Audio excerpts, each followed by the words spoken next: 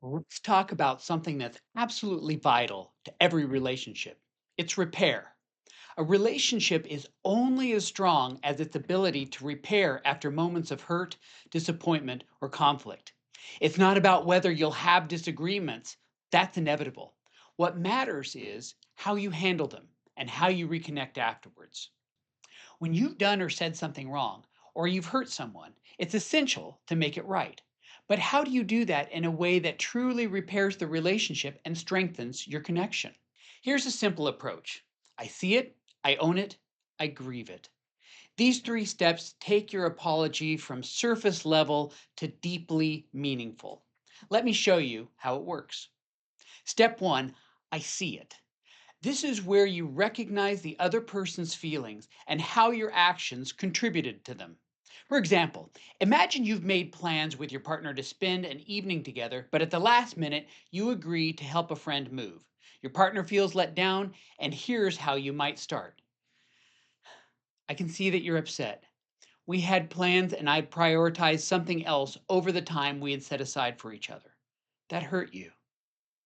Acknowledging their feelings and describing the situation shows you've really thought about their perspective.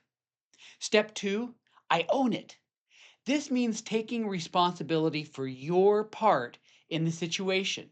You might say, when I chose to help my friend instead of sticking to our plans, I let you down. I upset you because it made you feel like you weren't my priority in that moment. Notice how this step is about your contribution. You're not passing the blame or minimizing what happened, you're owning your actions. Step three: I grieve it. This is where you show genuine regret and express how their hurt impacts you.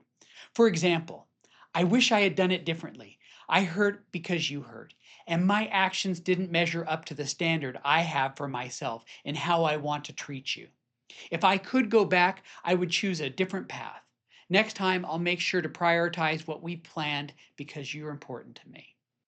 Here, you're not just apologizing for the action, you're showing that their pain matters to you and that you're committed to doing better in the future. Now, did you notice something? I didn't even use the words "I'm sorry." By seeing, owning, and grieving, you're already expressing your sorrow in a way that's much deeper than those two words can convey. But here's something else I avoided: the word but. Let me explain why. But is a trap. It's tempting to say, I'm sorry, but, so you can explain your perspective. Maybe you think that if they really understood, they wouldn't feel so hurt. But here's the problem: I'm sorry, but essentially says, I'm staying up here in my logic and you're left alone in your feelings. Instead, stay with their hurt.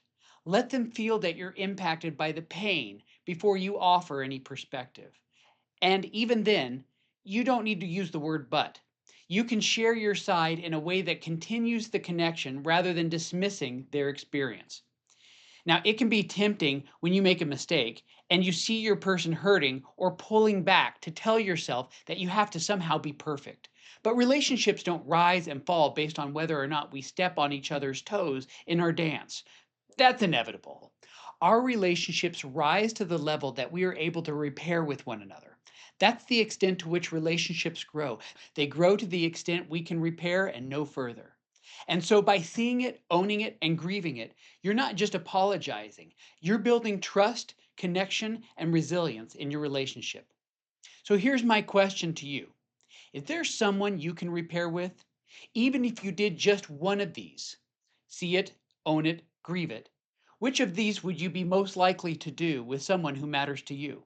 Because if you were sitting in my office, I would tell you as a therapist, oh, good, you got to repair. That's where the real connection happens. Until next time, I'm rooting for you.